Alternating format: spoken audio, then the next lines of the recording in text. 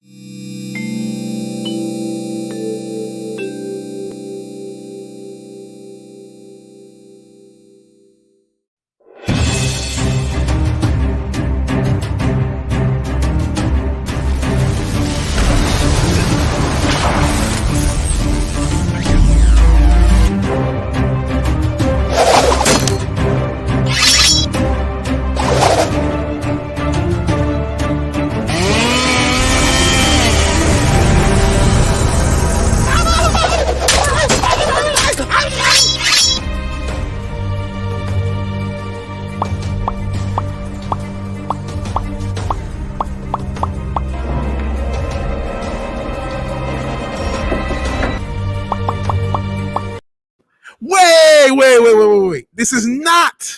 This is not another episode of the Culture Crime Fighters. No. Matt is a scratch. As some of you know, he is escaping California for Texas. So as a result, we have to fill in. We do not have a free bird rule at the Culture Crime Fighters. When one of us is out, there's no Culture Crime Fighters show, but the show must go on. So this is the first episode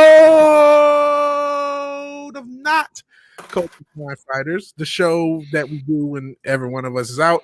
And we do have a panel. It's so far Paulie from Latino Slant. And as advertised, time for Midnight's Edge, he has been up all night, so he may join a little later. But so far we have Paulie, and I appreciate you being here on such short notice. How you doing, man? Hey, what's going on? ¿Cómo estás? Hello, everyone. Hey, a lot of people are excited. We already got 14, 15 people watching, which is pretty Holler. Good. All right. Holler. Speaking I'll do my best to compensate for Matt's absence. It's cool, man. It's cool. Yeah. It's cool. Like I said, I really appreciate you being here. And I really appreciate you guys in the chat being here. Like I said, a lot of you guys showed up. Hopefully, Tom, because I know he didn't really get much sleep doing the Godzilla versus Kong thing. And we will talk a little. Yeah, I don't know how a lot of people get any sleep. And we'll talk a little bit about that as well as Warner's craziness, because I don't know what the hell they're going on. But let's see what we have in the chat. We have none other than Sentient Dildo. Sentient Dildo. And he's talking to not just another red shirt. Sentient Dildo. Oh, man, you haven't met some of our... So we have a Sentient Dildo. We have a polar bear. And then we have Robert, who could be anything. Sometimes he's recruiting me into the Illuminati. Sometimes he's Culture Casino CIA handler. And then sometimes he's just Robert. So we also have him. So yeah, there's characters here. Here's Snortopupus, Q-Burr, right there. But saying Boogie Boogie. So yeah. There's also Rajesh. Strength and honor Rajesh. Hail Rajesh. That 70s rock fan. Yeah. He's ready to boogie. Yeah, we know that 70s. Yeah. Dave cool. Blair, David. Yeah. Fenner. Fenner the Ice Wolf. There's a few Fenners, but this is the night wing of the channel, Fenner the Ice Wolf. Robert. And I'm doing that thing where you like write a paragraph of everyone and then you say hi. I'm collecting names right now. You know, trying to learn from the best. Media. Well, I'm trying to learn. I'm trying to learn from the best. I got hopefully a session of education afterwards. 24, hail. 24, yeah, hail 24. 7 Fusion Media, one of the hardest working brothers. He has like so many videos per day, and so if you haven't subbed 24/7, please do. Good dude, really good dude. What else do we have that I haven't seen? Said just another red shirt. He's not just another red shirt. He's the red shirt. But you know, in all fairness, he named himself that. Just saying. That's true. That is true. Jake D, the much beloved Jake D. Parrothead, of course. David Blair, as you mentioned. You see, Brightest Day and Blackest Night, we always have him, and that's appreciated. And also, he also has a channel you guys might want to check out. So please sub to our man Brightest Day as well. And then Jack of All Casuals, I think. And of course, Latino Slant himself. Yep, who's saying hi to everybody. Yep, that's how you do it. I appreciate it. If you can, say hi to everybody. Cool. Well, I appreciate you showing up. I guess I kind of wanted to kind of do non-spoiler talk about Godzilla versus Kong for two reasons. Yeah. One, I haven't finished it yet. Two, and I know a lot of people probably have not finished it yet either. But what are your thoughts about it? Well, before that, can I pimp my shirt? Can I just please pimp your shirt? Can I please pimp my shirt? We are all about shilling here. All right. So here's the deal, right? We got a new Spanglish word going on. It's called wokoso. It is a mixture of being woke and being a snot-nosed brat. A snot-nosed brat is a mocoso. Mocos are boogers. You're a mocoso. You put them together, that's a wokoso. Don't be a wokoso. And these are now on sale at my Spotify. Cool. I want you. Hey, I like it. Hey, I like Don't Be a Wokoso. And I gotta try to get that link in the chat. We are all about shilling. It's a pro-capitalism channel. Capitalize. Yeah. And see if anybody is in D Live. Because sometimes people show up in D Live. But yeah, go ahead. Keep shilling. Yeah, you gotta say hello to everybody. I can put the Wokoso link in private chat if you want.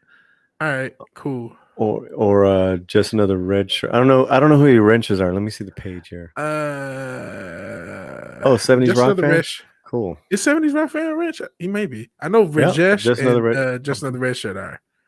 Nice. I'm got to go on YouTube to make you a mod. I forgot. Don't be a Wokoso. No, it's all right. I don't need to be a mod. I mean, I don't. Yeah. I'll whatever you want. I'll. Oh yeah. If you can put it in the private chat, I'll just toss it. Okay. All right. Try the simplest thing. And I'll do the custom tape and paint of "Don't Be a" because that is separate. I think that's the coolest part. That's the coolest part is that I hand paint the tape, and then I put the tape. I won't take it off the thing. I'll just cut it and put it in a baggie and send it with the T-shirt. So there you go. There you go. There you go. There you go. Okay, so let's go ahead and toss this link. No.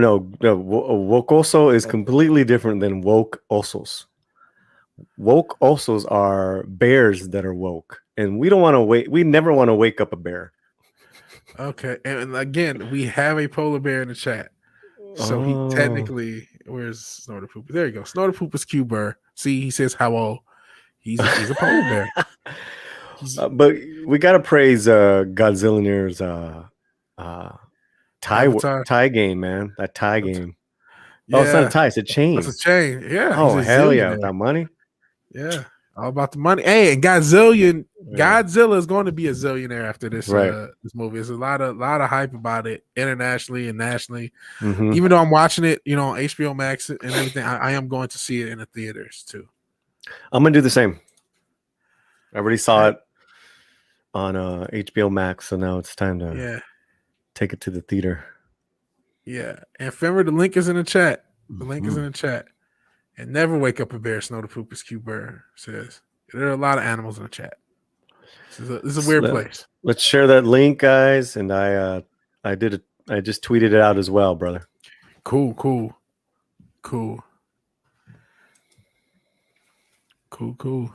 Yeah. So, since you actually did complete Godzilla vs. Kong, what did you think of it? Oh, I had a great time. Yeah, I mean, we're not doing spoilers, right? Yeah, no spoilers. I'm trying to be as spoiler free as possible. Yeah. Great popcorn flick. Good fights. No agenda. For me myself, I don't need any human characters in any of my King Kong films or Godzilla films, but for some reason they got to have them. Yeah. And that's that's probably the only weakness I have so far. It's like, come on, guys. I compared it in my head to like wanting to see like dealing with the opening act that's not really that interesting. Why the main event act you're waiting for, and then when the main event comes, it's great. So that's kind of what I've gotten. I'm about an hour or so in, and that's what it's been like when the scenes, the action scenes, the actual fight scenes, the scale of the Titans, or whatever you want to, that's what they call it in the movie. Slight spoiler, I guess. But they look awesome, and I got to give CG is not always praised. I think this CG is really good. I don't know if that's just because I'm watching it on a smaller screen and not watching it in a theater, but I think it's really, really good, and that kind of adds to it. Real quick, there's a problem on the site, so we're gonna get that fixed as soon as possible. They didn't set the quantities, so that's why it says sold out, but it's not. Sorry, Jake, and just another Richard. We'll get it fixed right now. I just text that. I'm like, wait a minute. Anyways, Speaking of fix, we have another wrench, the king of all wrenches. Eric K. Yeah, and I only made him a wrench in name only. I don't really want him to do wrench things, even though he does, because he's a super wrench. I just want him to just class up the joint, wrench by association. And Hellcat 44, who's also just snuck into the chat. Howdy, Keck. I'm actually pretty impressed with the scale. I mean, it's giving you what you expected, and I gotta, as simple as that is. It seems to be really hard for Hollywood, so I really appreciate them doing it. And it may be a while since they've done it.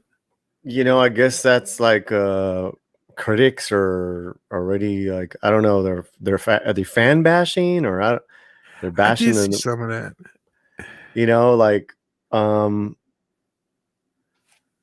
They got strong female characters throughout this movie.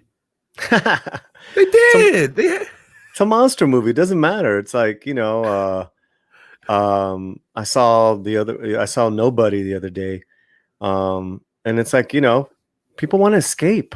They don't want to be spent right now, man. They want to escape. They're just, we're just getting out of our houses after far too long. And, they want to go to, if they're gonna spend a bunch of money at a movie theater, they want a good time. And Nobody, and this is a good time. Yeah. So that's escapism is kind of what I got out of it too, because it's been a while since I just saw a good escapist popcorn movie, and watching it watching it at home is like, I really want to go to the theater to see it. It kind of gave it, I know a lot of people are worried about what's going to happen to the theaters, and they should be, because the theaters are in trouble long term. But this is one time where the mixtape makes you want to buy the album. Like, watching it at home makes me want to go to see it in theaters. So it's one of the rare times where I think it's actually going to help it, because I don't think I'm the only person who wants to do that. So. Yeah, I mean, big time, man. I wanna see it in the movie theater, especially that. I almost felt bad that I didn't see it first in the movie theater. But I know, with Midnight's Edge, we were going to do the round table all morning. So I'm like, I got up extra early. Yeah. And, saw it. And I had been seeing the other ones as well, like the past couple of weeks, Skull Island, the two Godzillas from 2014, 2019. And I'm one of those guys, I like the Peter Jackson one from 2005. Naomi Watts was hot in that one, man. Wow. Yeah. Is that the one with Jack Black? Yeah. Yeah. That's what I remember. I remember being okay. I remember her, loved her, and I remember the dinosaur fight. Yeah. That was cool. Yeah. And then when I was real young, I remember the Jessica Lange's, 1976 one with Jeff Bridges and Jessica Lange, and Jessica was the damsel in distress, and man, she was fine, dude. And then you remember there's a scene, and where's my hand? So the scene, right? And there's King Kong's hand that comes. It comes and it gets Jessica. Yeah. Yeah, so I'm definitely always been more of a King Kong fan. Yeah, really. I'm a Godzilla guy because I remember like I know this is kind of silly, but I remember when I'm a kid, when you're a kid, certain things. So I remember Godzuki, like they had the whichever ones Mm-hmm. had the little kid Godzilla, and for some reason, kid me really became attached to Godzuki and therefore Godzilla, Mm-hmm. and liked them, and then got into like the actual older, so a couple of the older Godzilla movies. I'm not gonna act like I'm a diehard, but they are really cool to watch, and like some of the him fighting Mothra and stuff like that. Obviously, the '97 one with the Puffy still in the Led Zeppelin single and the eggs and all the ice rink. It was not that good. But I didn't see the 2014 or the 2019. I didn't see any of it. I actually came into this cold. And that's I will say that about the movie. It kind of it brings you up to speed pretty quickly as well. So you can't come into it completely cold and still enjoy Oh it. And yeah. again, this movie's not about like I feel like they almost knew like it's not really about the plot. We're just trying to make excuses to see Godzilla versus Kong, and Mm-hmm. they do that. And I got to give it credit for that.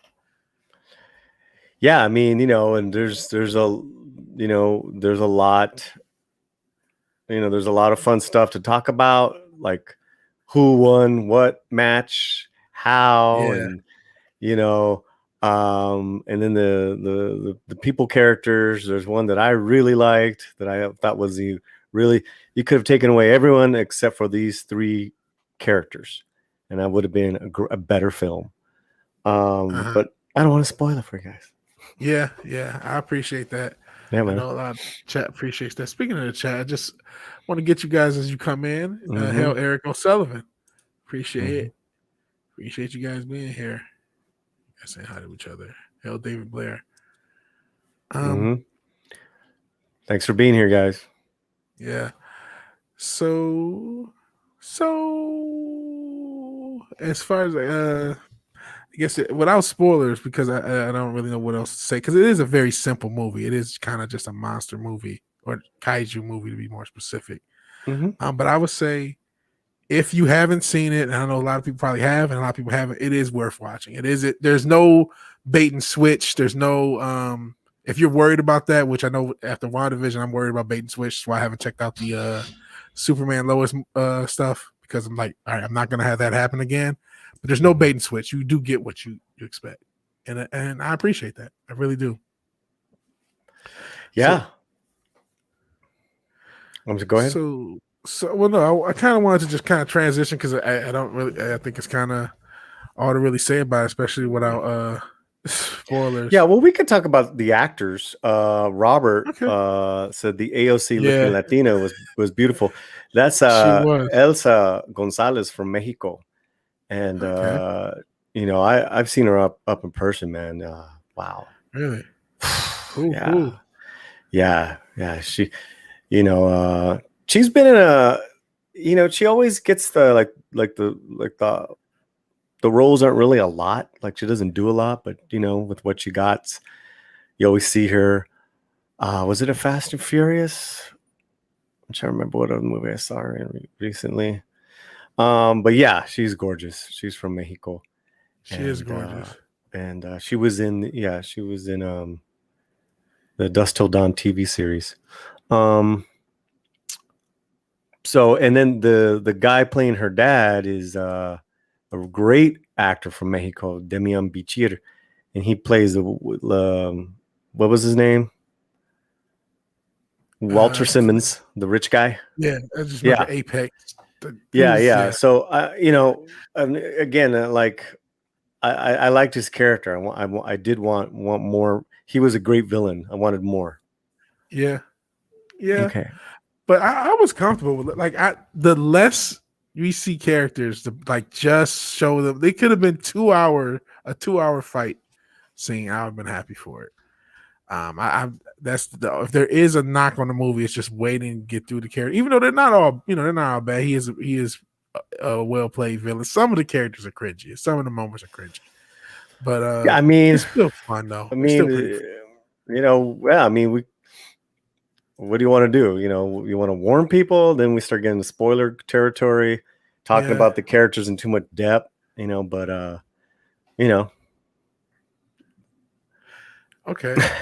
Real quick, the store is fixed. Yes.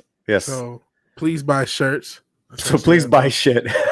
Yeah. Hey, this is Campus. Please buy shirts. Please buy stuff. You got the Wokoso is happening, Okay, and let I me will toss do it. personalized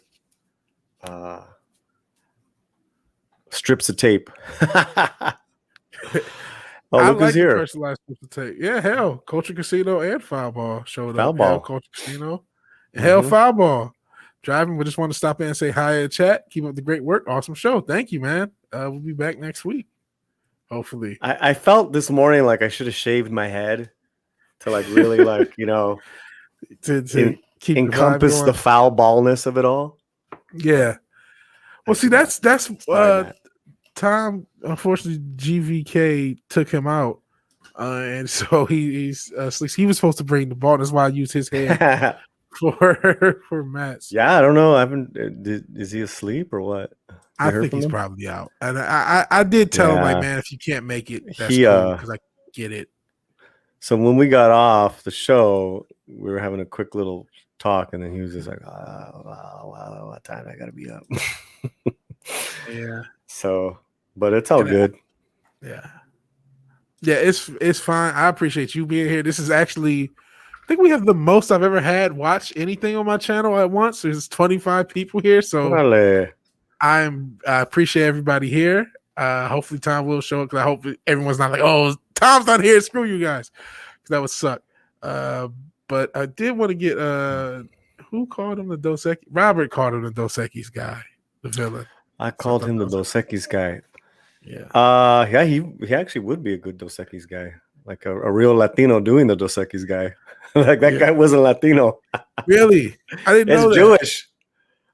Oh man. I don't always drink beer, but when I do, it's Dos Equis. I mean, he was great. I'm just saying. Yeah, he was great. That actor was Jewish. You know, like, how about that? I would have never. Yeah, which is, you know, it's always a funny thing with Latino casting is that, you know, because we look like that. We do look like a Dos Equis man. Yeah, you know? yeah. And then, you know, we'll look like Ilse. You know, yeah, she's gorgeous. She is. She is. How people are hopping in the chat? I said, man. Hey, this is the most we've ever gotten, and more people showed up. So thank you. They're, you know, I see that they've taken the link that and have retweeted it. So Diego Flores. Diego is from Midnight's Edge and a buddy to the Slant también. Hey. And is this your first time? Is your first time seeing him? I feel like I've heard that name. I think this is the first time he showed up here. So I appreciate you being here, man. He's a good dude. In fact, I think we're gonna bring him on to our. You know, we're starting a.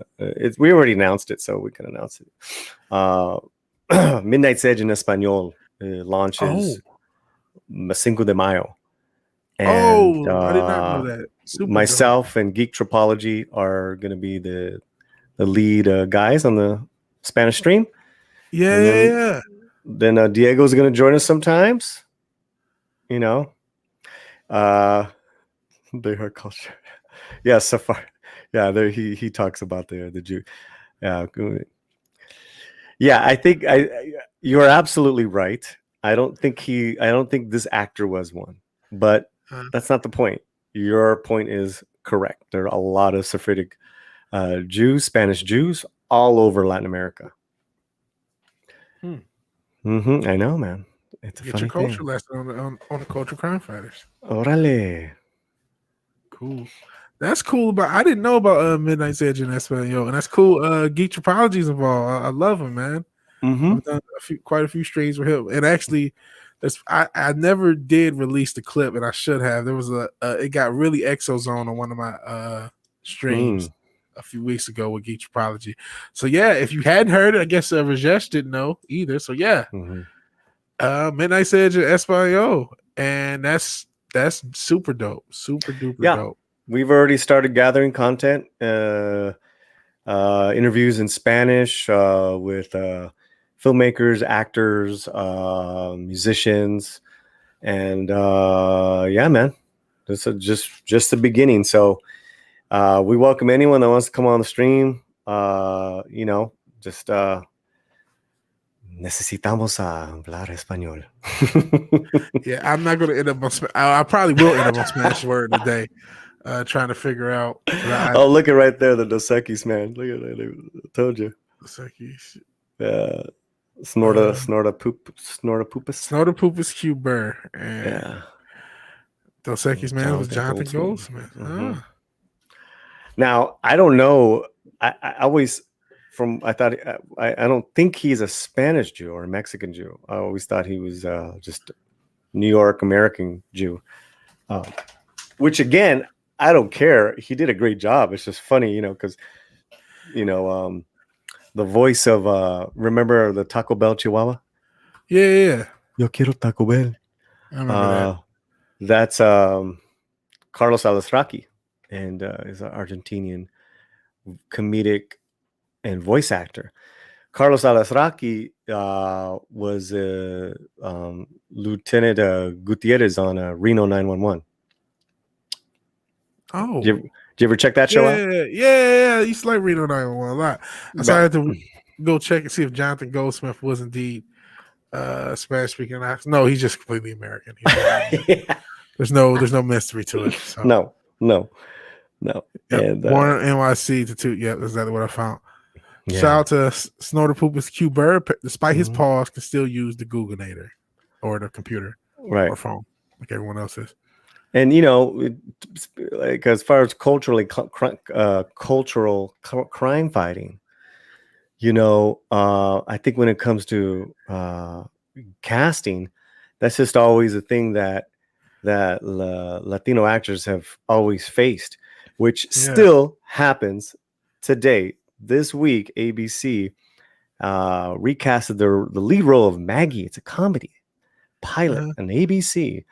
The lead was Maggie Moreno. That was the lead character's name. They changed it and gave it to a Brit. The thing is that you had all these Latina actresses auditioning for it, and then they, so the backtrack from ABC was that, we were just casting a wide net. We were seeing all ethnicities, right? See, this is then ABC had Yahoo and fucking Entertainment Weekly pull the initial stories. Motherfucker. See, this is why I hate. Yeah. I've thought about like they're more interested as far as black people is casting them as like a white character that existed as opposed to their own original character. That's like what's going on, at least as far as I'm concerned. And it is funny that like they would do something like that. And then I was just going to talk to I thought there was a big thing about them not wanting people to play people outside their race, which in some instances I think is silly, especially with voice acting. But that's crazy. I didn't know about that. Yeah. And, in the same week that there's a connective tissue, and I talked about this on my show the other night with was it Mexican Iron Man with me? The point is, culturally, Hollywood's upside down. And it's really evident when dealing with when they're trying to do Latino projects, because they know what the fuck they're doing, right? First of all, they don't hire a Latino. They think they can do it, right? Then it comes off. Allies can handle it. Yeah, and then it comes off just like so awful and virtue signaling, right? Yeah. National Treasure, right? The National Treasure. Have you heard about this? No, I did not hear about this. What's going on with National Treasure? Okay, the Nicolas Cage movies. Yeah. All right, so the same original creators and writers are taking it to Disney Plus. Okay. They're going to do a TV series. Okay. And it is the lead is a Latina dreamer who has a diverse group of friends who's it's a reimagining, right? Yeah. So problematic already. Completely problematic. Let's just take I'm going to take the politics out. Yeah. I want to look at who's in the room that they hired to write, to direct. Oh, it's just them. And they hired an Indian director. No offense to Indians, right? Yeah. Meera Nair is a great director. She did Mississippi Masala with Denzel Washington in the 90s. She's done some great indie work. but this is national treasure.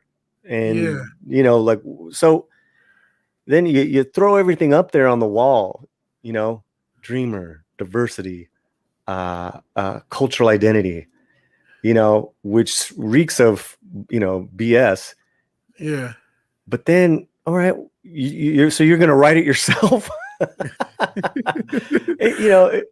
within the same week, man, within the same week. And the thing is that, you're getting a lot of like, definitely Latino actors, their hopes up, like work. Yeah.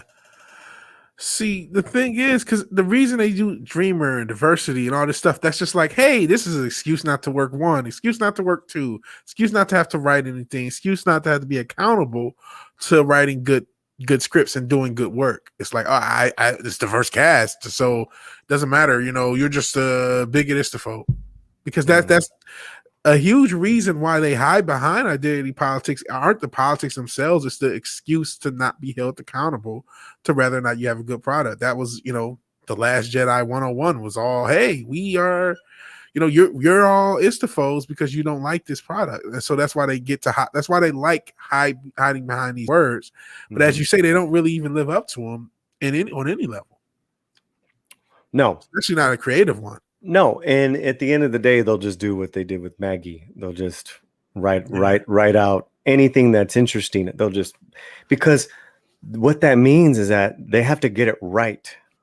You want, especially nowadays, get that shit right. Yeah, that means that they got to hire someone else. That means they don't get to keep their power, their creative say. You got to answer to someone else in the room. They don't want that shit. They just want a virtue signal, and they want to keep my power, keep my cushy position, and in the meantime, you're gonna get a shitty product, and it's still happening, man. Okay, wait a minute. Oh, sorry, Mexican Iron Man wants to stop on by. Okay. In the chat, he just wants to. Oh, chat. He just texts me. That. Anyways, and it's so weird because you can't get away. I guess you can get away with it when because with the African American, with the Asian communities, because it's like the Falcon and Winter. I mean, I can't believe they're writing that garbage for Anthony Mackie. He's so above that. Exactly. He's so above that work, man. I can't believe he did it, and I guess part of it is his most iconic character. But it's like, man, we both know you're better than that. But I mean, I don't know. I don't know. I had a few things in the chat because they're having fun with the Green Gex equals Wakoso. That's awesome. Oh, that's awesome. That 70s rock fans are plural Slantino, not Slatinx, I guess. Slatinx. No, we don't do Slatinx. that. There is no X on the Latino Slant, as you know. Yeah. Well, since your dildo, who's from Croatia? Part Croatian X. So there we go. Oh shit! Oh my god, that's hilarious. Diversity Shields. Yes, Rajesh. Oh, nice, Rajesh. Diversity. Yeah. Beautiful. He's great. I can't wait till he has a channel. He has some of the best takes from the chat, man. It's a good take. It's a good take, man. And but this shit still, I mean, it's 2021. This shit's still going on, man. Yeah. And it's going to continue. Like the end game of us creating our own properties it's not just, political. It is quality. They're not making quality products in Hollywood. Like part of Godzilla versus Kong hype is because there's not a lot of good stuff coming out. Not a lot of just simple fun stuff. Not a lot of escapism. Not a lot of nuance when you need nuance. It's just slapping, identity politics as a shield, diversity shields, as Vijesh said, and we're done. We don't need anything. We don't need to write anything. We don't need to be creative.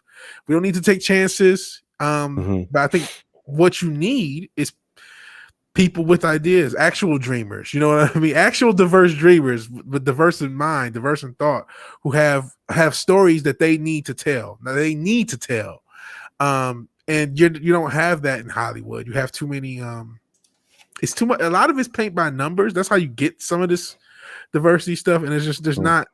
Sometimes you just got to give somebody who's really creative a budget and a chance to just get out the way. And that's not happening anywhere close. And you need that. So that's why I think we need our own properties for that. It is and it isn't, right? And you just hope that these products that are good, that are either on Netflix or whatever, don't go full woke. Yeah. You know, like the Iglesias show and Hentified, they'll have the woke moments, but they don't go full woke. Yeah. Yeah. Oh yeah, you did recommend Hentified. Yeah, it's a good show. Okay. It's funny. Yeah. 70 said, if I'm a woke nice, person, 31 people here. Welcome, everybody. Lone Star State. Am I an X-Tex X? Huh. If I'm a woke person who used to live in the Lone Star State, and I'm X-Tex X, because you're Texan, but you're X. Texan, Latinx. Texas. So he's an X-Texan, but Texas. Texas. I like that 70s rock fan. The X-Tex X. That's too much. You guys are, well, the Latinx, whenever they toss the X, outside of like Malcolm, the X was supposed to, or X Clan, there was no need for the X for everyone. And so they started before. Well, I see why some people use it, but you know, I don't agree with it. I don't agree with it. Yeah. But you know, I'm not gonna tell someone, oh, you can't call yourself that. You know, call yourself whatever you want, but you know. Anyways. So we have a tip jar and we just got 2 super chats. Nice. And so we have a benefactor, me and Matt. His name is Ogre Squasher 101. He's the greatest man on earth. He's and I get nervous because I think one day he's just gonna come in my room and like, remember those super chats I got you? It's time to pay up. But he's just sent the $101.01 super chat and said nothing. Ogre Squasher 101, thank you. You are funding the channel. He's the executive producer of this show and everything on the channel. I can't thank you enough, man. I love those guys. What's his name? Tell everybody. Ogre Squasher 101. And now he shows up. He just tosses in the super chat. It's got to be someone we know. Well, I've talked to him. I know him. Oh, okay. I've been emailing him. I mean, he's going to send crazy ass super chats. I'm gonna contact him, talk to him. So he has a pretty good job, but just still, it's just like, dude. But I love you, man. I can't thank you enough. I appreciate. Right on. And Diego Flores, you know, is the very first time he shows up with a super chat. I appreciate it. He did say something for $5. It annoys me how ignorant Hollywood is. And I, as a Latino, when I call it out, they call me white supremacist just because I'm fair skinned like my mom. I have Quechua blood. I'm sorry, I'm going to end up on Latino word today in me. And when I show my dad, they run away with no rebuttal. So that's complete BS. But Quechua blood. I'm not shocked. Quechua, yeah, Quechua blood. That's his indigenous blood. So that is pretty fucked up. And I'm not shocked, but it's still fucked up that he's a white supremacist because he's light-skinned. That's or fair skin. I'm a light-skinned brother, so I've heard similar things. It's kind of a weird. It's still a weird thing to me. I could go both ways, you know. Right? You know, when I'm down in the sun, I get olive pale. But then I can turn a couple shades. I love it. So technically I can too, but I'm a homebody, so I just end up pale. Like when I was younger, it was funny though. Like when I actually tried to have a social life, it was one year when I was like 15, 16, I actually was out all day. And then I was like, oh man, I'm like, people were surprised I'm usually light skinned. I was like brown. But since then I'm such a homebody, especially the past year. I look like Sheamus the wrestler right now. So I can't. If you know he is, he's very pale. And oh my god, you guys are sending money. Darius Moonchausen said he checked my cash out. You guys are the best people on earth. Like, I love you guys to pieces. I can't believe that anybody would give me anything for any reason. And that you guys support me, it means a ton. Oh yeah. So Darius with a $2 super chat through the Cash App. I appreciate you a ton, man. And also, please let me know if you do send anything because we don't have alerts set up on this channel. And I got to figure that out. I got to figure a way to get the alerts. I'll do it. Mark D with the C has to run to a Zoom meeting. We appreciate you. I hope you can watch the playback. Thank you for showing up, man. Mark D, what's up, man? Have a good one. All righty. So let's see. Well, Rajesh saying he tans nicely in Miami. So shout out to Rajesh coming to Miami because he's a Brit. Won't be able to make it to Miami for a while because of their government, but cool. And Ogerswasher's too tired to type. So yeah, feel free to get your rest and watch the playback because he has to like fly people. So there's that. Oh wow, okay. Rosetta Allen is an albino native Celt mix. Temporary kicked off Twitter for calling out the D-bags. I'm not sure if I know who she is, but she's she's got her own YouTube page, does a lot of live art. And she's on like morning chats a lot with Captain Shrek, and then you'll see her sometimes on Odin's movie blog. Okay. And she, strongly opinionated. I like that. Yeah. And I can definitely respect that. That sucks, man. I've always hated social media. If not for doing the channel, I wouldn't even have any. But as I get in contact with people, so it's kind of a necessary evil. But the censorship is BS, and it keeps getting worse and worse and worse. Yeah, it's really strange, man. It's really strange. It's like necessary evils. You almost wish that YouTube also had a chat, but now YouTube is they're coming down on everybody. They're banning people and all sorts of just really craziness, and it's like, man, unfortunately the replacement platforms and Kelt Parrothead corrects me. I'm my bad. I knew that and I just didn't say that. But I genuinely did. I just did think because I'm me. I'm a boomer. I'm a boomer expert, as you kind of said. But no, these platforms, like I wish the replacement was there. Like when MySpace was done, Facebook and Twitter and Instagram were there, and you have all these platforms, but it's like, who's going to use Minds? Who's going to use Odyssey? Like, I hope people can use Odyssey. I hope Odyssey will blow up because they're supposed to do live streaming soon. You said MySpace, but yeah, MySpace got replaced, and that's the whole point. Friendster. We're trying to get Twitter to become Friendster. That's the goal. You know what I mean? We want Twitter to go the way of Friendster, of MySpace, of Black Planet. If you guys remember, I don't know if everybody remember that shit. No, I don't remember. All these like Black Planet was like this. It was like a Black oriented Friendster that came out like early 2000s, like 2001. But other people ended up getting 2001, 2002, that era. But I didn't even like. I hate it. I've always like not got with social media. It's never been my thing. I stopped it in 2013 or 2014 and then didn't use it until last year when I started this channel. And Rajesh is going back to writing letters, which is understandable. And carrier pigeons, smoke signals. Why not? I like writing letters. Yeah. MySpace Tom.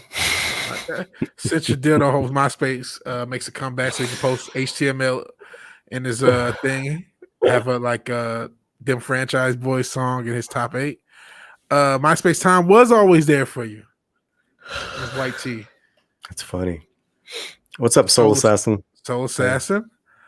I wonder if Tom is Tom from MySpace. He was cool. Maybe.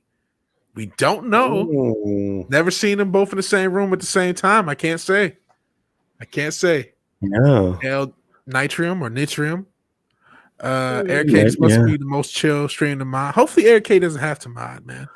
Because don't want him to be working here. He's just there. Yeah, he can't help it. He can't help himself.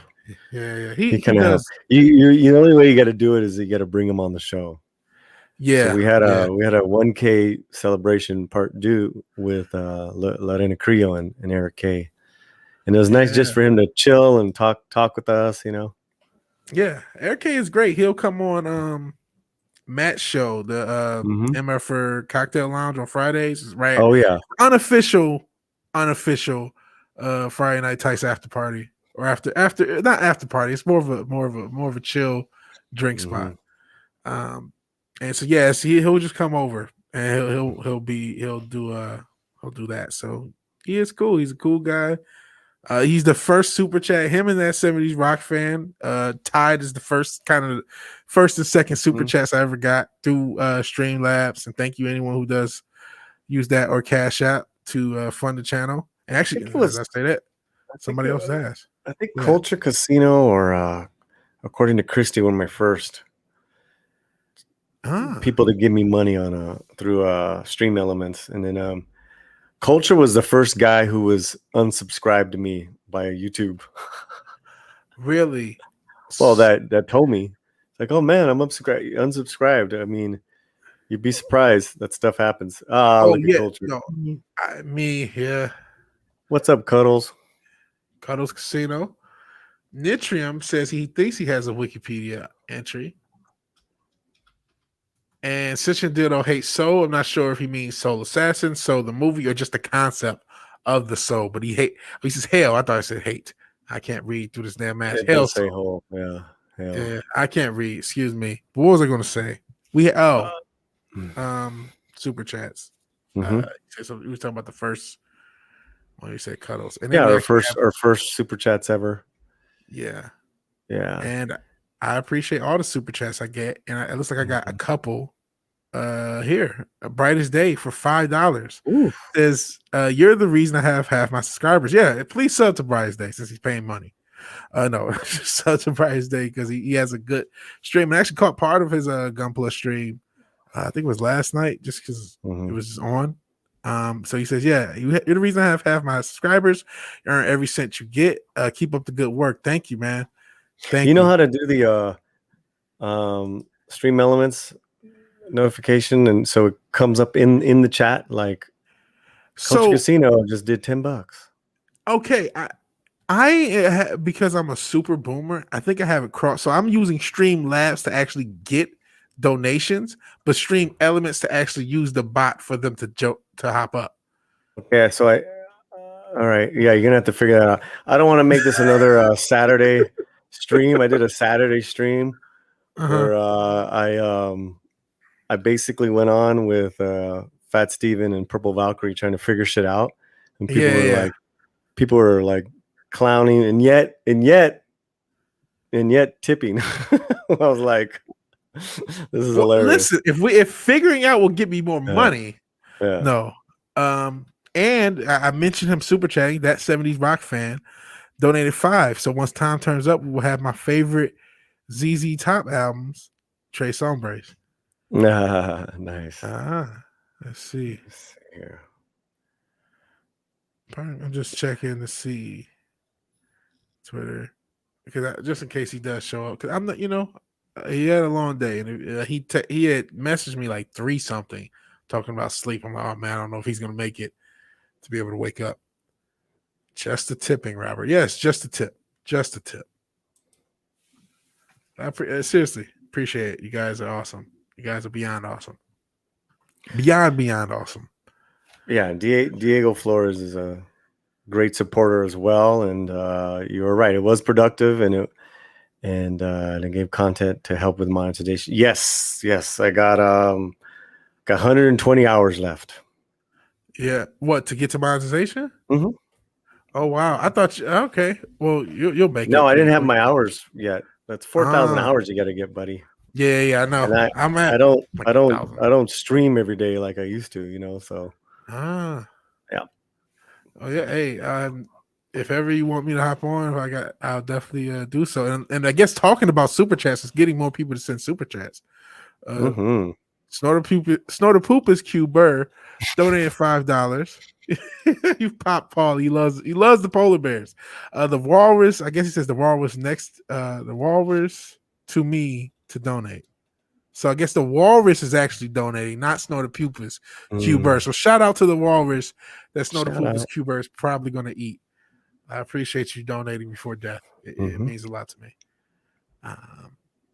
Hail Angelus Draven Still working on getting the bots for Stream Elements to work. Man, these bots spam the chat, and I'm sorry, man. Mm-hmm.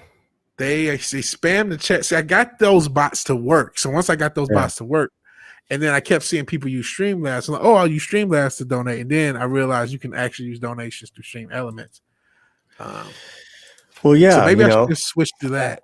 That's why we went live, because we wanted to test everything and see it come up live. Because you don't want to put stuff up and then you have a guest and then all of a sudden your Stream Elements is going nuts.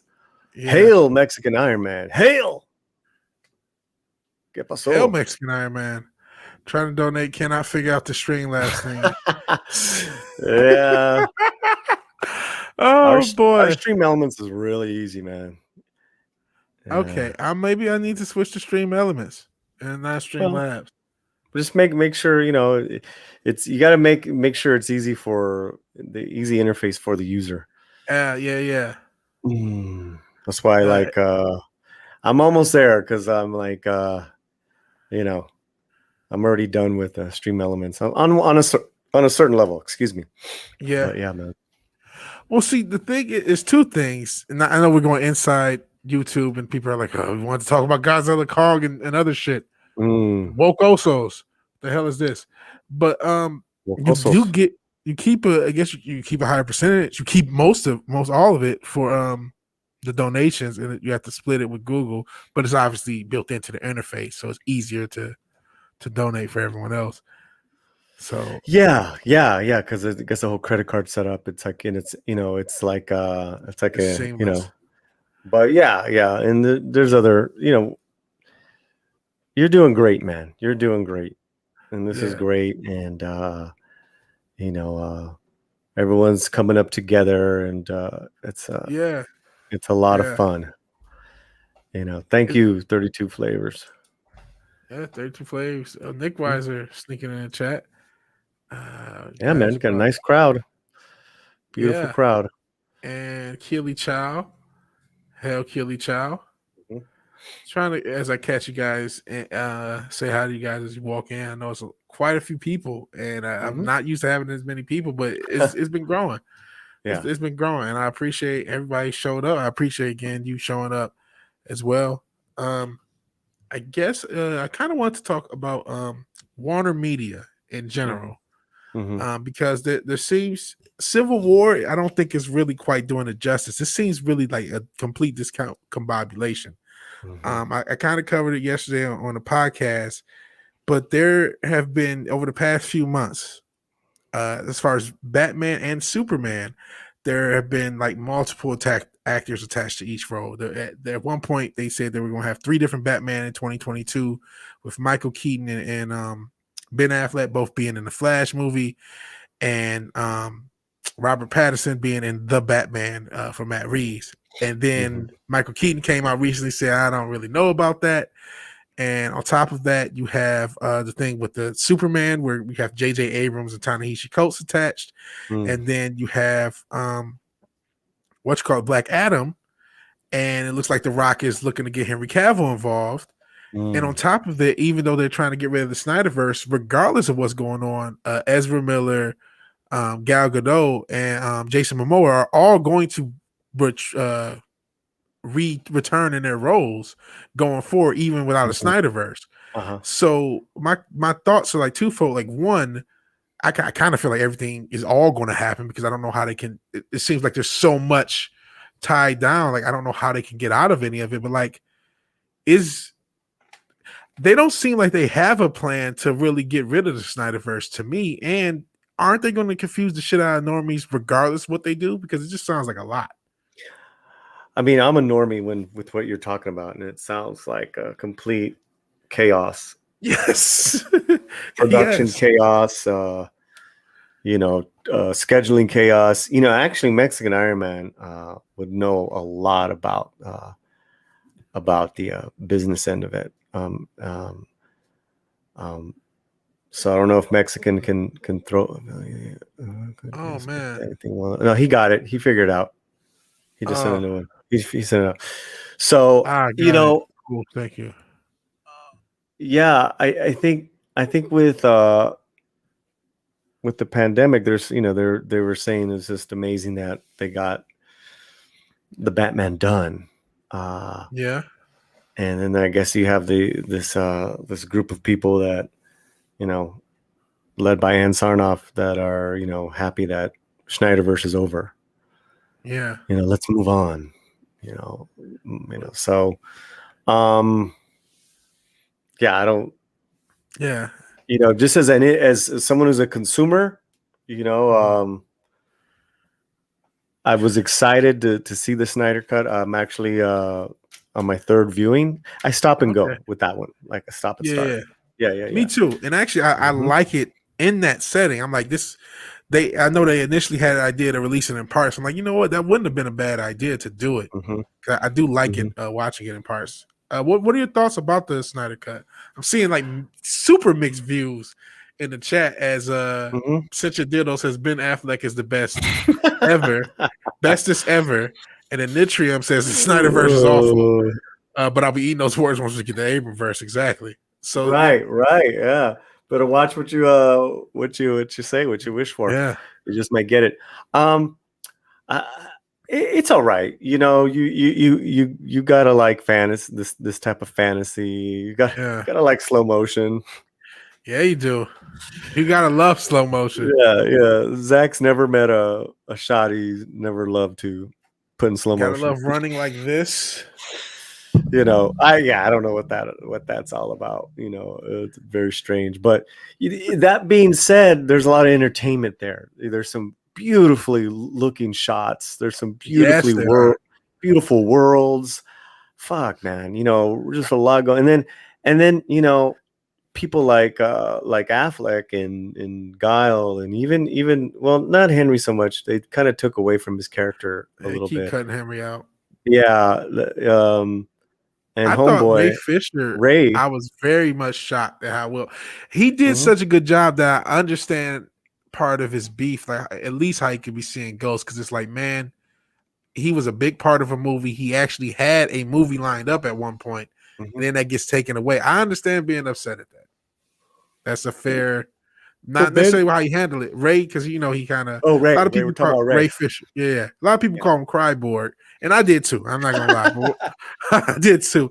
But I'm like, you know what? I would be pissed too if that was me. I would be pretty pissed. After seeing the movie, I'm like, yeah, I'd be pissed. So I get it. But I thought the movie was solid. Not great. No, I think the action great is good. Yeah. Everything else is there. Well, what's great about it, and I don't know if Warner, if there's any thought into this, but normies like me, I've taken the time now to go and backtrack and see all those Snyderverse movies again. Uh-huh. I just finished Batman versus Superman, Dawn of Justice, Wonder Woman, the first one. Uh-huh. And it's just, you kind of just do it as a knee-jerk reaction. Yeah. Well, let me see this, and then kind of connect it. So yeah, but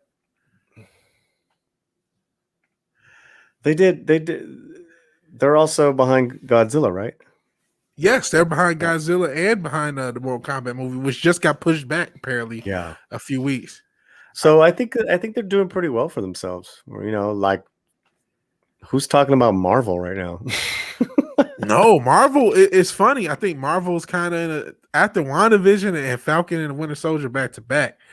That's not looking like a good look, because I think both shows disappointed. That damn Quicksilver not really being Quicksilver thing really pissed me off. You should ask Mexican Iron Man if he wants to come on, because this Snyderverse, everything, that's his world. And I don't know if you want to, but yeah, Snyder Justice League is the greatest achievement of cinema. I love how oops, shot fired. Oops, shot fired. Hey man, if you do, let me know, man. And real quick, there's a few chats I saw that were great. Yeah. You want me to send him the link? Yeah, send them the link. And send them the link. But no pressure, because if you're just chilling too, that's yeah. fine too. If you're just, I think I don't think he's that busy right now, but you never know. Yeah. The Mexican Iron Man has to be all over the, he's protecting all kinds of, documented and undocumented people. So, yeah. Okay. Hey, no worries, man. No worries. Just playing. But Robert says the uncircumcised hot dog is still haunting his dreams. So the hot dog for Flash, because he was playing with the hot dogs, was pretty weird. And okay, just this in, he's coming. Cool. Thank you, Mexican Iron Man. And on that note, as far as uncircumcised hot dogs, and I didn't see this. Did you hear Justice League Q? I don't know if I can say the letter Q for different reasons, but I don't know if you can say that word still because I heard there's some beef about that word. But you heard about this Justice League thing? Because I did not hear about this. Wait, what? They're going to have a Justice League, I guess LGBTQ. Justice League alphabet apparently is a thing. I mean, so let's toss that in the. It's a business move. Culture and Pride Month is coming. Everyone's got to have their, Pride Month Captain sponsorship. They just did a Captain America just for Pride Month. Mm-hmm. Yeah, Captain Hobo. Captain Hobo, and then they make him a drug addict homeless hobo. person. I said hobo. I didn't say the other word. Well, I'm just saying me. Yeah, I know, but I'm saying that's. Out of all the things to make this guy, that's what you do. Real quick, you guys are not stopping with the super chats. Thank you a ton. Eric K donated $5 and he says, "Awesome, good time." Vigilante Williamson and Latino Slant. And Mexican Iron Man sent 2 super chats. One was a test 2.0. Another says, "Nice to be here," and hopefully he will be here on the panel soon enough. Since your dildo calls it the Juicy League. The new Justice League, Justice League Pride Month, as it's probably called. So yeah, that's what they do, and I think DC, they're for better or worse, they're just throwing things at a wall and seeing what sticks. And some things are going to be Godzilla versus Kong, and then some things are going to be Justice League Pride Month, and you're just going to have to deal with. You're probably going to have Michael B. Jordan Superman and Henry Cavill Superman and Shazam and be confused. That's probably what's going to happen. Because I don't see them telling The Rock no. And I don't see them telling Jar Jar. They just gave $500 million no. So you kind of have to do both of them because you can't tell. I don't see a way out of it. And then they're trying to do a multiverse thing to try to smooth over them making no sense to normies and having 5 different Batmans and 3 different Superman, which is I just can't imagine because I'm confused as someone who pays attention and who's a natural DC fan. I can't imagine somebody who's just turning on HBO Max or just turning on something just to watch it actually caring about or being able to decipher everything. How are you supposed to decipher?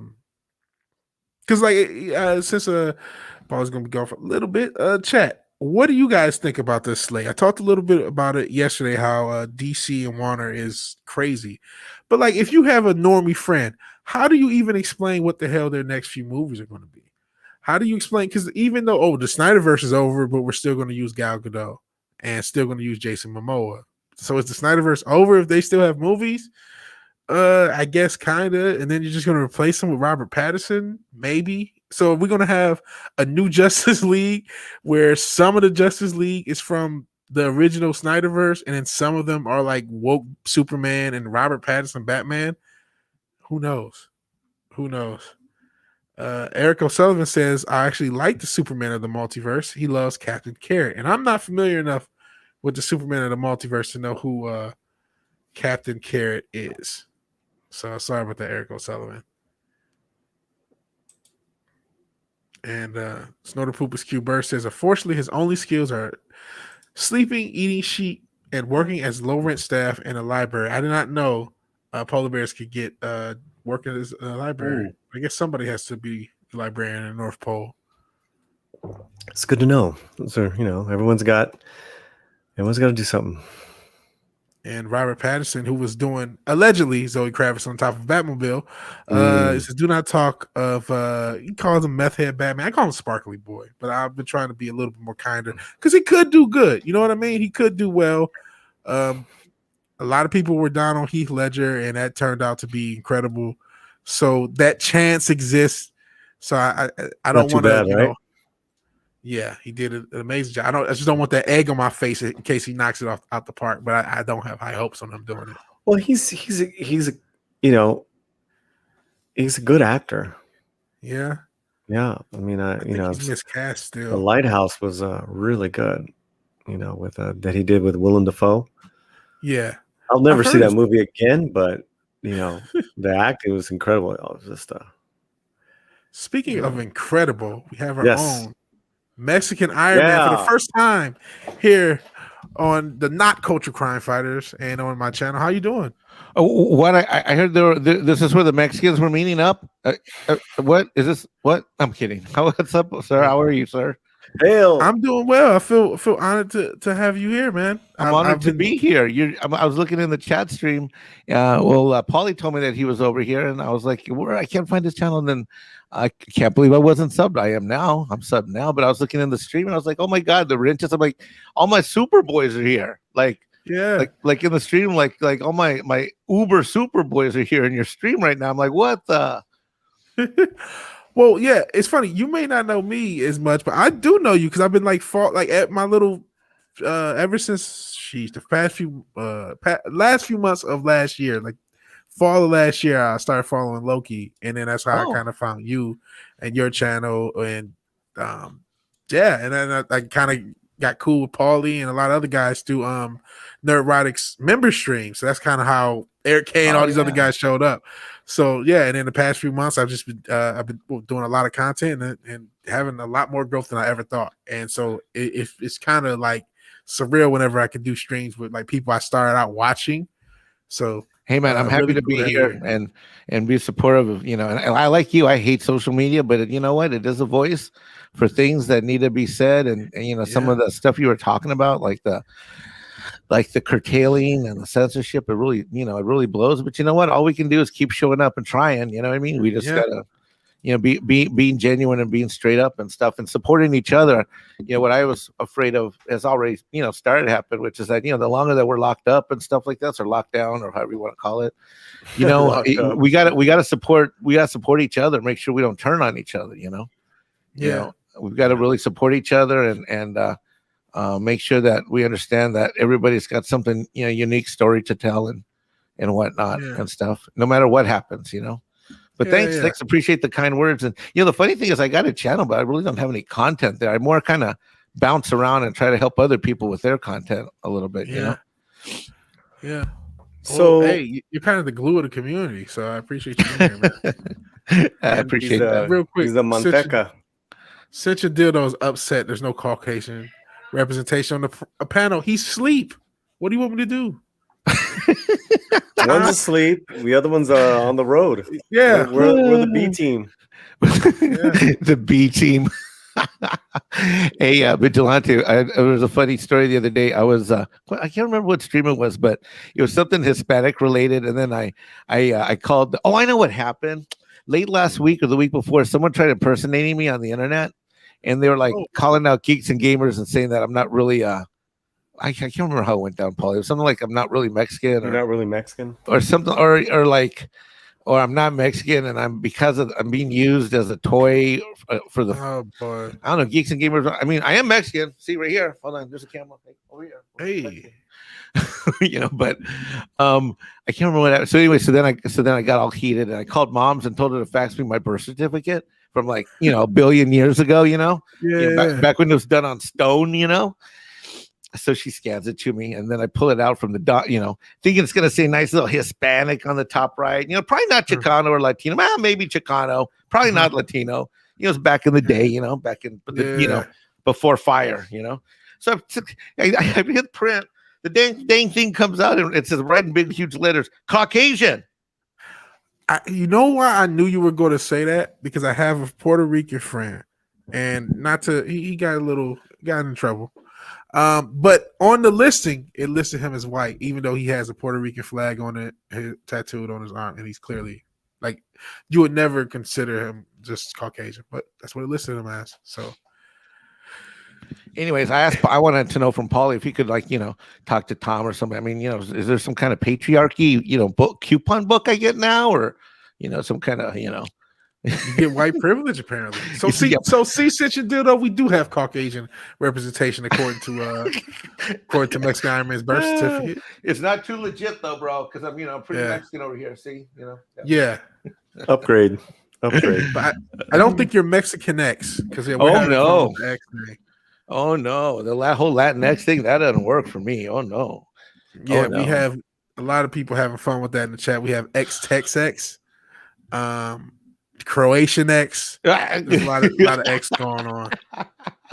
X-Men. Hey, so you guys were having a conversation about why the Snyder Cut is the greatest achievement in cinema of all time. I heard. So you're a Snyder Cut fan. I want to hear your you and 24/7 are diehard Snyder Cut fans, and I would like to see 24/7 is a diehard whiteness. I have to admit that I am. And so, it's been interesting these times, but I am a hardcore fan, and I was waiting for this moment, and for a long time.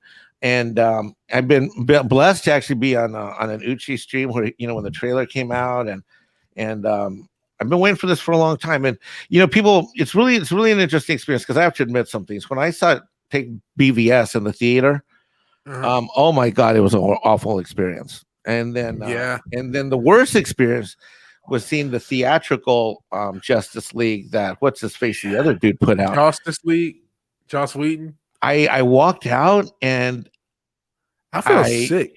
Yeah, bro. Yeah. That's exactly how I felt. Like I kind of like my stomach was turning. Like, what have I just seen? And I don't know what it was. And the whole thing about is there a Justice League or is there another cut or not? Hey, I just jumped on the bandwagon 2.5 years ago and said, hey, release the Snyder Cut and all that stuff. Because I think going back to my youth, for some reason, this is what I see. So let me do this. Let me say three things real quick. One is that for those people in the DC world of fans that want the Marvel experience, that is never possible, never will be, never could have been. And the biggest reason why, I have a theory, in my opinion, is this: the reason why Marvel got off to such a good kickoff type of thing is frankly because guess who was alive? Stan Lee. Very true. So the original architecture for all of the movies was done while he was still alive, by the way, right? Yes, he did. Yes, he was alive through about half of them, all the way through, because he had, if not more than half, I would say. Actually, more than half. That's right. That's right. 2/3. And so as long as Stan's alive, being the caretaker is, the only way to go with those movies at that time would have been to be true to the spirit of the original comics as they were released. And as we went to the theaters and watched them all, the number one thing we judged them by is this a good representation of the comics that we remember from back then, right? Yeah. And so back when Stan was at the helm, and so that kind of stewardship, which by the way is missing at Disney, which by the way is missing at Star Wars, which by the way it's the word stewardship, the word caretaker, if you will. And just by him being alive and knowing that he's going to make a cameo, there's no way you're going to get ultra uber SJW woke fest in any of those movies. It just wasn't going to happen, right? Yeah, Eric O'Sullivan says Stan Lee cameos were grout for those tiles. Yeah, they kind of really were. Absolutely, and more than that, I would dare say, I would dare. He was there for the pattern of when everything was launched. Okay, so. Yeah. Of course, now Stan's no longer with us, and well, all of a sudden everybody's being, creative as all hell in a handbasket, But so that's one. So when the DC universe, there's no way for us to basically say that we're going to get whatever because all of the caretakers are gone. The major editors of the of the different comics and all that. And the second thing too is that Warner Brothers has had so many different variants of all these different characters and movies and there's never been consistency. Yeah. And if you look at things, you're talking about these are the oldest DC characters are the oldest characters in comic book dumb. Yeah. They're the original Superman and Batman came out the year. Batman was envisioned the year after Superman. Yeah. But Batman was 39 respectively. Yes, sir. Ooh, I love that you know your numbers. Yeah, and I think 41 for Wonder Woman. So these are still yes, sir. 3 or 4 years. Yeah. Where has this channel been all my life? Yeah, I'm a DC guy. I'm not a diehard, but I am a more of a DC guy. So like those, yeah. So then you know, if you track those characters through the years going back, they also had various iterations through the 50s, through the 60s, then in the 70s, and then you know, so you're dealing with characters that over and over and over again have been repurposed for whatever creator thought were the times were the day, you know, what was going on in the you know, in the times of the day or whatnot. I mean, just take for example that one Batman movie where he flashes the American Express card. Don't leave home without it. That means nothing to us now. It was and so it sure as heck 90s. meant nothing to anybody about 5 years before that. Yeah. Right. But that was a very 97 thing to do because those commercials were out. So it was like it didn't work. That movie was terrible. But like it was terrible. But you know, it's a cute joke. It was awesome and terrible, actually. It's kind of awesome. Yeah. So anyway, so what I'm gonna say to you is this: when I look back at my own, you know, comics book collecting, you know, years, when that stuff, the one thing I'm gonna say about the Snyderverse is that with all of the movies, there's too many stories trying to be told in too few movies. I mean, you take a look at BVS, Dawn of Justice. I mean, good God, that alone had what 3, 4, 5 different comic book arcs in. I mean, just the death of Superman. That was Superman, Dark Knight Returns. A couple other ones that I can't think of. I mean, but the point is that I mean, we can go on and on. But the point is that I mean, I respected what he was trying. Yeah, I'm sorry, sir. Wonder Woman made her debut in it. Wonder Woman made her debut, and they teased the Justice League in it too. Because they had a little teaser for everyone. And Lex Luthor. Oh, so, you mean Social Network Lex? Who was better in the Snyder Cut, by the way. I liked him a lot better in the Snyder Cut. But Mark Zuckerberg as Lex Luthor was not good in BVS. Yeah, I'm gonna go with you on that. He was acceptable in the Snyder iteration. Anyway, so I guess I'm taking a long way to get to the point. There's so many stories being told that intrigued me and that fascinated me from my youth because my comic book purchasing, collecting was at a zenith when that stuff came, when those titles came out. And as someone who had been at the time, I was working on trying to get a Detectives Comics collection 1 through 50, which I got except for 5 titles. And then I later, well, I won't get to what happened in the collection later, but I was, you know, I came from sort of that old school detective comics, so I didn't mind. I thought it was interesting going into these other directions, including with what happened with Superman. I found it all fascinating to me at the time, and so to see it now come on screen potentially, I thought, okay, let's go there. And you know, when people say, you know, well, you know, it's not the classic Superman, you got your classic Superman in 1978. That you know, and to me, that, you know, the difference between these two is admittedly as stark as the music. You know, I mean, you have dun dun dun dun dun da da da, you know, and all of the emotion that comes with that. So then you go to Superman, what? Boom boom. I like the Hans Zimmer theme. I don't like it as much as a John Williams, but it's fine. I like it too. And so for me, I was excited as all hell. Now, when I watched BVS, the Ultimate Edition, woo-wee, that was night and day. You know, I still have not seen the Ultimate Edition because I just saw that. It is fundamentally different. It is fundamentally, totally, and completely different. Good. But you got to like, you know, no distractions. Just play it and go through it, and it is completely and totally different experience. So that, to me, said, all right, I'm going to stick with the Snyder guy in what he's trying to do, even though I think he's like, you know, shooting above the rim for himself, you know. And then and then this latest release, man, I've seen it 3 times and I love everything about it. And I do got to echo somebody that said something, I think, in the chat, and I think you agreed with them. I always thought that he was a whiny Cyborg. I always thought he was a whiny little, you know, that whole thing was like about being a whiny little actor. But man, after experiencing this movie, now I know why Homeboy is pissed. I would have been pissed too. Me too. That's how I felt. Oh my goodness gracious. Holy moly. And let me tell you something. I've never liked the Flash as a character. You know why? Why? Well, because what's his superpower? Super speed. I mean, he runs fast. Well, you know what? For a Mexican, not impressive. We all run fast. That was a joke for you. That was a joke. That was That's a nice facts. joke. That's just facts. Nice That was a job. joke Nice for you. job. That's facts. That was a joke. I think you'd see that one coming. So that was just a joke. No, but anyway, but if you look at Flash and especially Cyborg, I was like, holy moly. Wow. No wonder he's upset. And let me tell you, and I just can't believe I'm going to eat my words because I always said Cyborg and Flash sucked. I wanted them written out of the Snyder movie. Boy, oh boy, were they the glue that did not bind the last hour together. Yeah, they were. Like I have my Ezra Miller is very hit or miss in that movie. A lot to me, more missed. I can't. But he does have some good moments. He had a lot more. He was definitely, I would say, better in this than the Justice League. But he also got a little bit more opportunity to hang himself. But his story was still intriguing. Him and his dad, and it was something that brought more heart to the movie and brought not quite grounding, but yeah, I almost grounded the movie. Well, here's something you can relate to. I give him a break now because we got to see him grow up. We got to see the boy become a man and man up, and that is a night and day difference for his character as well. Also, Ezra Miller is a type of actor personality that you're just gonna love or hate, like a Larry David. You love him, then you're in. He's amazing. You hate him, you can't stand anything they're saying. I think there are different characters that he would be fine with. I just don't necessarily think he should be the Flash.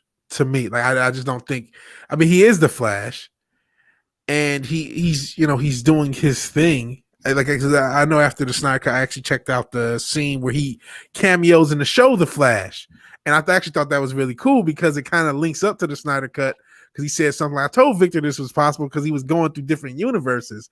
So I thought that was interesting that they linked him up to the Flash. And that was cool. And I thought the way they showed his power, you talk about his power, not and what does he do? He runs fast, and that was a cool joke. But they showed how cool his power what really, really was in that movie. That was kind of the highlight of it. Even his introduction scene, which people joke about the hot dog, I thought it was really really cool.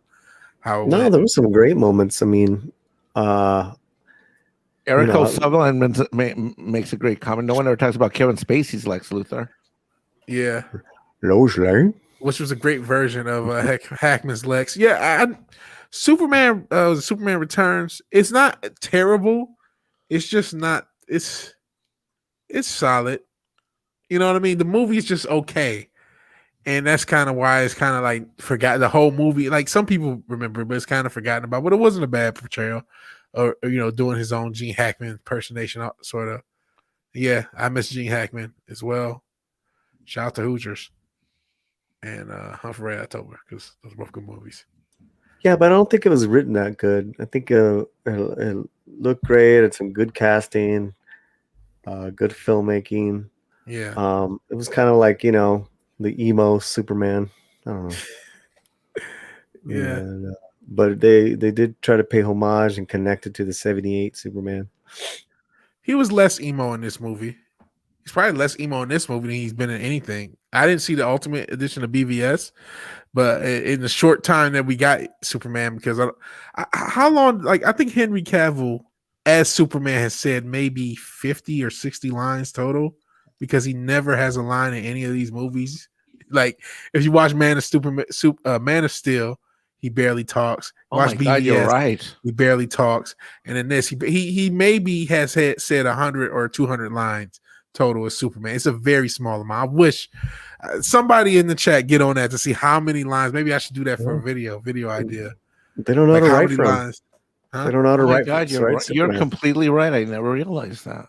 No, yeah. I didn't at first, but at some point somebody pointed out in between BVS and now, and after that I couldn't unhear that. So yeah, you're right. They don't know how to write for him, and I don't see why Superman's so hard to write for. He shouldn't be, but apparently he's impossible. But because he's too strong. Think Boy Scout and go, right? I mean, think Boy Scout and go. To me, that makes him stand out more. Nowadays they say, "Oh, he's too nice or too whatever for this era." No, that's what makes him stand out. That'll make him stand out. Everybody's dark and gritty because I love Batman. I love this guy. but he fucked up movies, man. Because after the Dark Knight, everything is dark, gritty reboot time, and I was like, not everything is supposed to be dark and gritty. Superman is not supposed to be dark and gritty. Even if sometimes the world can be a dark, he's the bright light in it, and that's something you have to understand when writing for him. And it's okay for him to talk. I know Henry is pretty. I know Anna from that Star Wars girl likes him, and a lot of ladies like him. But it's okay to talk. He can say things. I love that scene where he goes and rescues the Dia de los Muertos. Remember that scene, Mexican Iron Man? Of course.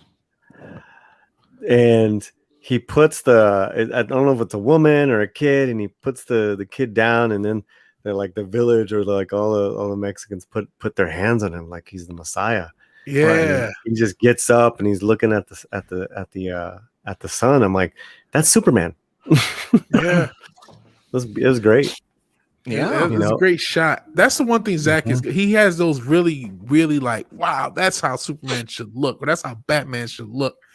That's what he's good at, and that is a great shot. But real quick. Who was just leaving? Oh, that 70s fan. You got to go do some in real life stuff for a while. Catch you later, buddy. Appreciate you being here, man. That's my Uber boy. Hail. Yeah. He's like I said, he gave a super chat today. He's one of my first super chats I ever got. I appreciate 70s. I like talking to him in the chat, and I like he shows up, and I appreciate it. And the Dark Shadow Logan, I did see you show up, but didn't say hi. So hi. The 90s animated series captured Batman, Superman the best, Gotham was dark, and Metropolis was bright. I agree 1,000%. Yeah, he's 100% right. I'd say the best overall of everything were those shows. Mexican Iron Man. Have you seen Lois, Superman and Lois yet? The TV show. This year's? No, I have not seen any of this year's episodes. The two shows that came out, I haven't seen those yet. Yeah. On my to-do list, but I'm really digging it. Yeah, I know you've been busy.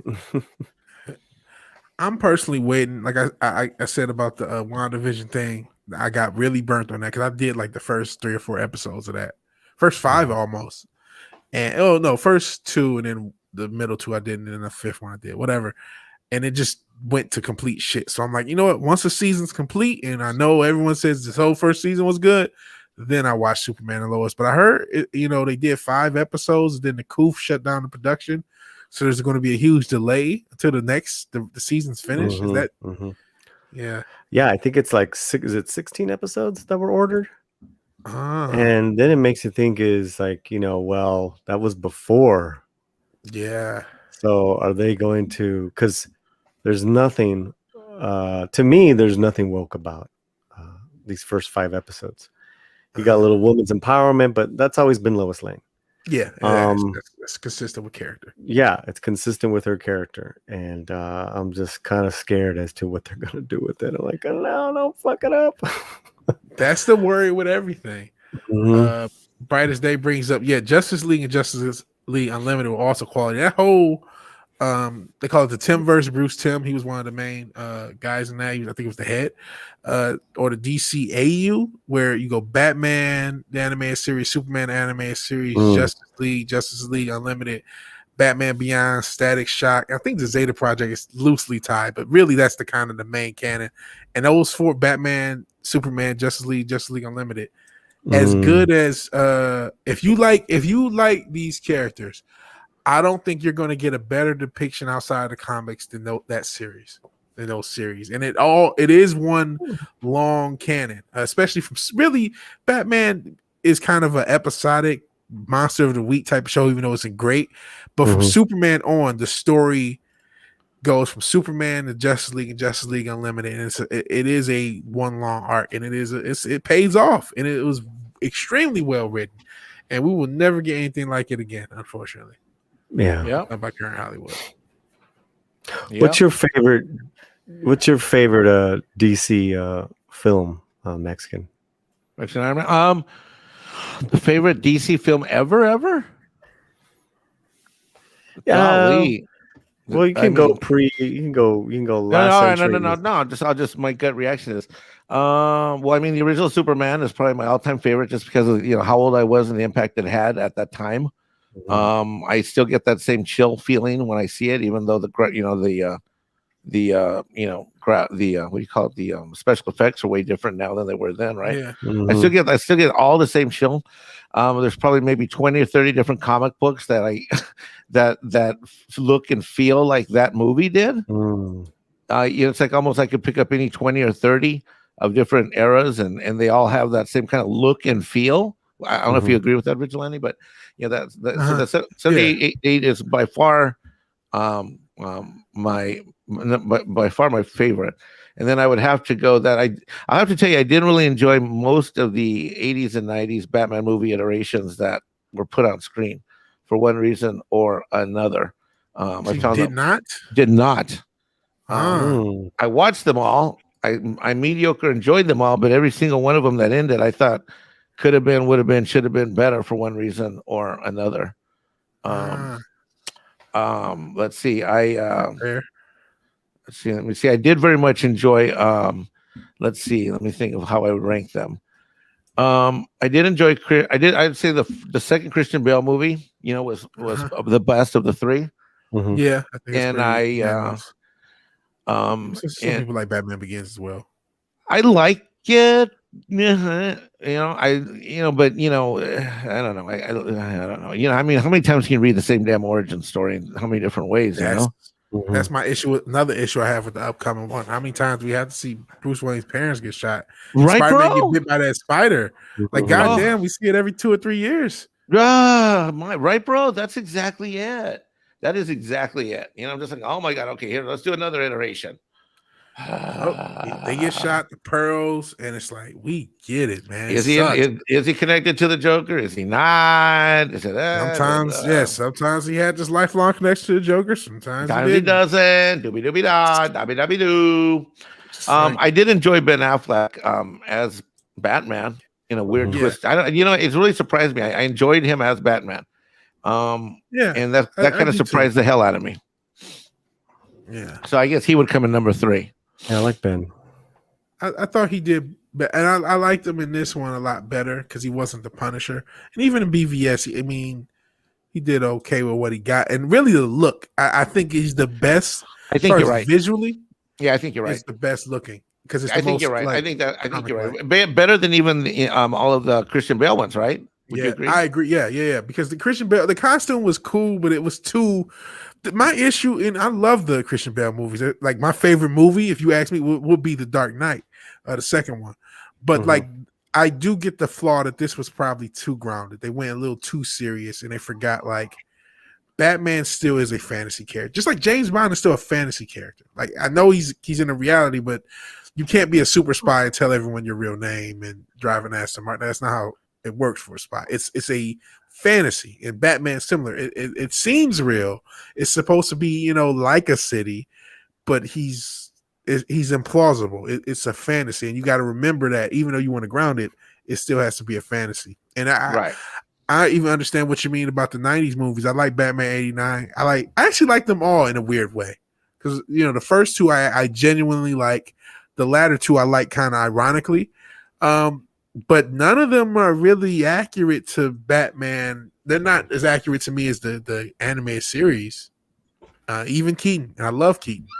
But it's its own thing almost. It's close, but it's not quite there. Yeah. Yeah. So yeah. I feel like in a weird way, Ben has kind of been, outside of the murderous rampage and BVS, he's been kind of like the closest to the comic Batman. Like, did you guys see that Dying is Easy that they had on Friday Night Tights? A few weeks ago, it was a No, Batman I fan must film. miss that one. Sorry, I missed that one. Oh man, so they have a Batman fan film. This is YouTube Oh yeah. channel. I'm sorry. Bat- What am I Batman Son, thinking? yeah. Yes. Sorry, I blinked. Oh yeah, no worries, man. And so that looked like Batman. That looked like comic Batman. That felt like comic Batman. It gave that aura.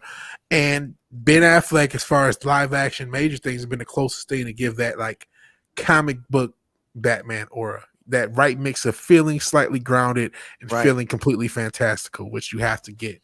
And I don't think they've even tried to, because it's just like, let's be dark and gritty. Like, everyone's not Chris Nolan, nor should anyone try. Yep. I love of course, Superman 78, Batman Returns. I even liked Carrie's Riddler. And I actually like Shazam, even though as a film, Uh-huh. that was a really entertaining movie. Okay. Okay. What's your reaction to Shazam? I didn't see Shazam. I Oh? thought it was kind of. I didn't. When it came out, I'm like, oh, this kind of looks silly. And then I heard reviews that people said they liked it, but I never ended up getting around to seeing it. I thought I was like, that was my reaction just to seeing it. But then people said, oh no, it was actually a fun, good movie. But I thought it was going to be a mess, and apparently it was not. And I apologize. I didn't mean to just say like that, because we got actually another super chat, and I want to Diego Flores sent another $5 super chat, just to say that he was cooking dinner and listen to what we were talking about. He feels Snyder's characterization of Superman is not correct, because if he's an allegory to Moses and not Jesus, that's my gripe. But after that, it was original. Huh. That's Diego Flores' interpretation of Fascinating. Snyder. Yeah, allegory to Moses instead of Jesus. Fascinating. I've never thought of Superman as a biblical allegory, even though a lot of people my do. goodness, of course, bro. I know what they see, but to me, like the reason he almost like Superman is, but Clark Kent isn't, and that to me is Superman. Like Clark Kent is the guy, he plays Superman. And so even though the world may have a biblical allegory to him, and this is just my own interpretation, this is just me, but like he's just a guy from Kansas who happens to have been born Kal-El of Krypton and has all these powers, and then he's Superman, and he is Superman, but like that's why I do want to see Lois as Superman, because I think that brings, he wants to just be a family guy. He just wants to be a normal guy, and he saves people because it's the right thing to do. And then other people have turned him into that, but I don't think he himself. Maybe I'm going on how he would view himself. He would say I'm not a Jesus allegory if he existed. Sure. You know what I mean? And so I guess that's what I think of with Superman, and maybe that kind of makes him the humbleness, but it's like he's and maybe that is kind of the allegory, but I think part of it is just the fact that he's not that, or he's going away from that. But in a way that is kind of Christ-like, I guess. But my own interpretation has been like he's not. He's just a guy, and that's what you made of him. So, yeah, that's all legit. But it's interesting to hear Diego Flores say no. He's an allegory to Moses, which is something I never even would have thought of. So thank you, Diego Flores, not just for the super chat, but for an original perspective. And real quick, before I let you guys talk again, Cast in the Shadows, who is the maker of this fine logo here, he made my logo. Nice. And he says greetings. And this logo again is actually, we talk about plugging stuff. This shirt is for sale with this logo, and it's in my description, and the bot will pop up with the Teespring every so often. So if you want to support capitalism, do it. Feel free. Buy both of our shirts. You should be shirt shopping. You should buy Paulie's shirt and mine. Shirt shopping today. Don't be a wokoso. Yeah, do not be a wokoso. Do not be a wokoso. Just saying. Yeah, you don't want to be a wokoso.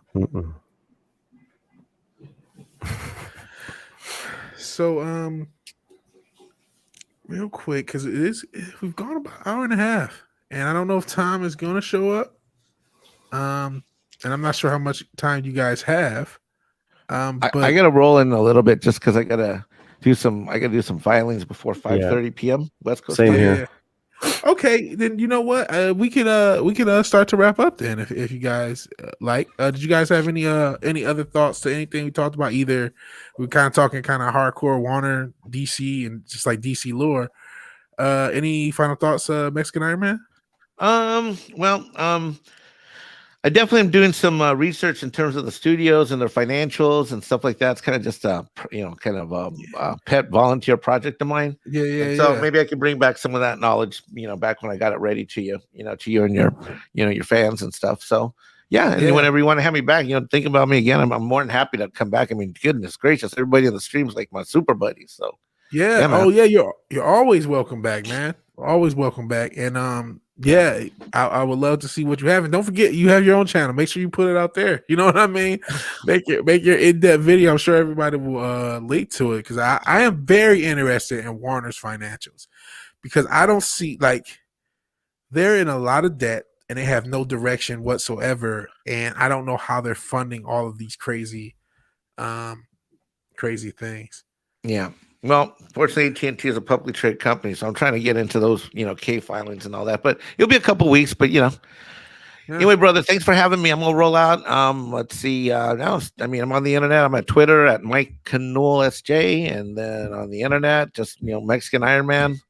I don't really have a lot of content there, but hey, when I do, I'll throw some up. And if I'm not, I'm usually bouncing around. So if I'm not Latino Slant, I'm bouncing around some other channels here and there on the Phantom Menace and stuff. So great being here, brother. I'm proud of you. Keep growing this thing, and let's get this thing built up. Let's go. Thank you, man. You guys are help building me up, and I appreciate you guys being here. This is the most people I think we got to like 34.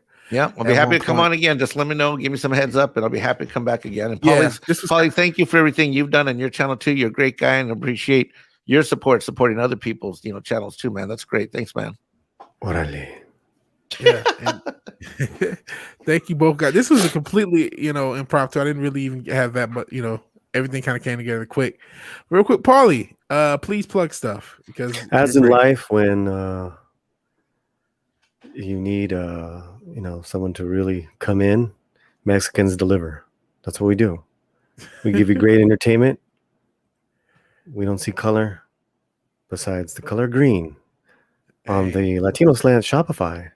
Nothing wrong with my that. T-shirt. And I know, right? What a weirdo. Hey, having a great time, man. Thank you so much. Everyone, please make sure, double check you are subscribed indeed to Vigilante and to myself, because just overnight I lost like a dozen subs, and fun stuff like that happens. YouTube loves to suppress. So that's it, man. Thanks for having me on, brother. Thank you for being here. I appreciate you being here. And so for both Paulie, and I saw somebody ask what happened to Tom. Tom had said beforehand that he had to sleep because he had been up all night. He obviously probably watched Godzilla vs. Kong at launch, and then he did a lot of talking about it on Midnight Stage, a lot of stuff he had going on. So he forgot to sleep. So he may not be able to make it. And it's okay, man. I appreciate that he got it because I know he's on the thumbnail, but Latino Slant did show up, and Mexican Iron Man showed up, and you all showed up, and I appreciate you all being here. So if you haven't already, and I think you did because I have more likes, I think, than I've ever had on a live video. How many likes do I have? A bunch. How many likes? Yeah, I have 24 likes. 25 likes. So if you haven't liked the video, 44. What the hell? 45. Refresh. 45. So yeah, I'm pretty sure you guys like because only 20 some odd people watching. But if you haven't for whatever reason, if you like the video, please like the video. If you're so obliged to share, subscribe, please do so. And even if you do none of these things, thank you for watching. Thank you for being here. And thank you for your time. God bless. Peace, everybody. Be well.